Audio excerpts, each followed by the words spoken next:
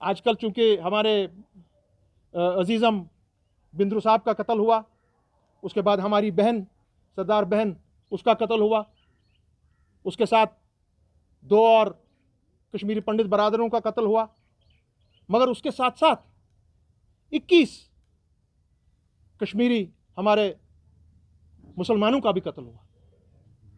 और यहाँ का हर कोई घर, हर कोई जनो मर्द, यहाँ का बच्चा ऐसी एक्शंस के साथ उसने कभी ताल्लुक नहीं रखा अपना। हम सब बात करते हैं माइनॉरिटीज़ के कत्ल के बारे में, मगर हमारी मेजॉरिटी कम्युनिटीज़ हैं बाहर, उनको यहाँ पर जो मुस्लिम्स का कत्लेआम हो रहा है उन पर भी बात करनी चाहिए। और मैं उम्मीद रखता हूँ, क्योंकि हम सब ने, सियासी जमातों ने, यहाँ के जितने भी सिविल सोसाइटीज़ हैं, उन सब ने इस चीज़ का ज़बरदस्त तरीके से मजम्मत की है। और हमने वो तमाम कोशिशें कामयाब नहीं होने दी हैं कि दोबारा हम, अल्लाह ना करे, 1990s की तरफ बढ़ें। कोशिश ये है कि ना हो।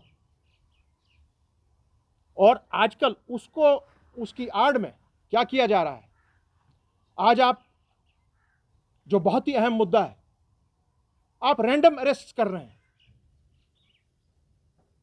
करीबन 1000 से ऊपर जो मेरी फिगर्स हमको बताई जा रही हैं, it is more than 1000 people, बच्चे हमारे, बुजुर्ग, जवान, उनको शक की बिना पर उठाया जा रहा है कि भाई ये मुलव्वस हैं किसी न किसी तरीके से मिलिटेंसी में।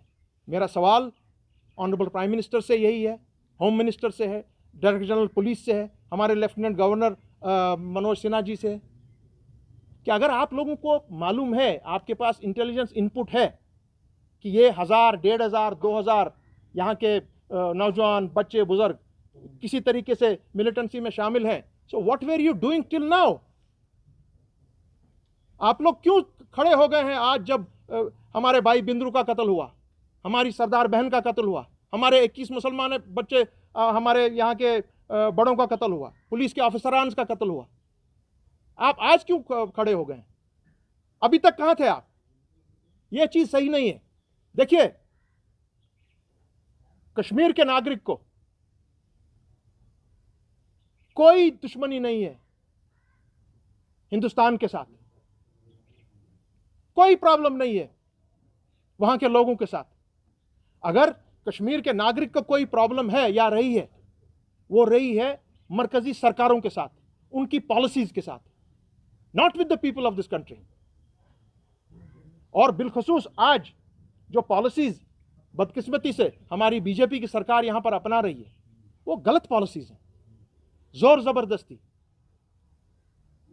टफ एक्शंस, मारदाड़, लोगों को गाड़ियों में से उतारना, एट रैंडम फ्रिस्किंग, ठीक है, सिक्योरिटी एस्टैब्लिशमेंट के लिए यह सब करना जरूरी है, मगर there has to be a limit. आपको एक लिमिट रखना पड़ेगा। इससे क्या होता है? इससे आप पूरी एलिनेशन कर रहे हैं एक कश्मीरी की with the governments of India, not with the people of India. ये प्लीज नोट किया जाए, इस चीज को रोकना है। तीसरी बात, एम्प्लॉयज के लिए, उनको 28 साल का और 48 ईयर्स का जो आपने ये बनाया है रेशो, क्या आपको डेडवुड करार दिया जा सकता है? कोई भी डीसी, कोई भी एसपी, कोई भी एसडीएम, कोई भी तहसीलदार, एक आदमी को जो 48 ईयर्स में वो अपने अब रिटायरमेंट के बारे में सोचने लगता है, उसको आप कहते हो कि आप डेडवुड हो गए। अरे भाई, जो आप लोग एम्प्लॉयज को डेडवुड इशू सर्टिफिकेट कर रहे हैं, क्या मैं आपको यह कह सकता हूं कि हमारे सामने में तो जो आप ये डेडवुड सर्टिफिकेट इशू करने वाले लोग हैं, maximum of you are yourselves deadwood. आप किस तरह कर रहे हैं ये? और इससे क्या होता है? इससे डिप्रेशन आया है आज हमारे निज़ाम में। इससे क्या होता है? आज यही एम्प्लॉय वो काम नहीं कर पा रहा है। इससे क्या होता है? आज आपने इससे करप्शन के दरवाजे खोल दिए हैं और ये बंदा अपना कोई भी काम नहीं कर सकता है। और मैंने सुना है कि शायद कुछ ही दिनों में हमारी यहाँ की सरकार एक ऑर्डर निकालने जा रही है जिससे ये जाहिर होता है कि जितनी भी ट्रेड यूनियन एक्टिविटीज हैं, all trade unions will be banned. Trade unionism is the basic concept of our system. Banned, they will be banned. आप ट्रेड यूनियन नहीं कर सकते, चला सकते हैं यहां पर. यह गलत बात है. हिंदुस्तान में कहीं है नहीं है बगैर जम्मू कश्मीर की रियासत में ऐसे अपने यूटी में इस वक्त ये जो कार्रवाई आप करने जा रहे हैं, दिस इज नॉट डन. और इस बारे में मैं इतना ही कहूंगा अपने प्राइम मिनिस्टर से, होम मिनिस्टर से, कि भाई इन चीज़ों से हमारे दिल आपके साथ नहीं जुड़ेंगे. यहाँ तफरुका फैला हुआ है हर तरफ से. हमारी जो अनएम्प्लॉयमेंट रेट है 21.6%, the highest in the country. और एक और बात, हमारा आजकल एक नया यहाँ पे एक मायूसी सी छाई हुई है हमारी पूरी सोसाइटी में. हमारे कुछ पंडित बरादरान अपनी जमीनें वापस लेने यहां आ रहे हैं.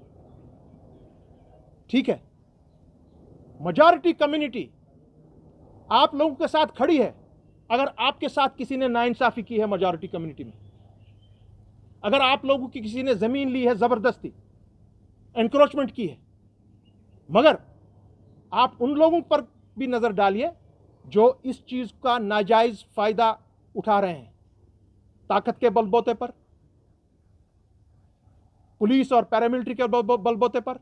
यह सही नहीं है. अगर आप में से बहुत से ऐसे लोग हैं जिन्होंने अपनी रजामंदी से अपनी जमीनें बेची हैं, कानूनी तौर बेची है, आज आप कहते हैं कि नहीं ये सब वापस कर दीजिए, that is not correct. So आप में कुछ लोग हैं, there are some black sheep in your community, जिस तरह हमारी कम्युनिटी में ब्लैक शीप हो सकते हैं. अगर किसी ने गलत किया है, मेजॉरिटी कम्युनिटी खड़ी होगी आपके साथ. मगर अगर आप गलत कर रहे हैं मेजॉरिटी कम्युनिटी के साथ, तो आपको वो देख लेना चाहिए कि ऐसा ना हो. ये बहुत ही इंपॉर्टेंट इश्यूज है जो आज यहाँ सोसाइटी हमारी कन्फ्रंट कर रही है. मारदाड़, पकड़ दकड़, नमाज़ें नहीं पढ़ने देना, ताले लगाना ज़ियारतों पर, मस्जिदों पर, और ये ज़मीनों का मामला, ये मामले सही नहीं है. डेडवुड करार देना लोगों को, ये सही नहीं है.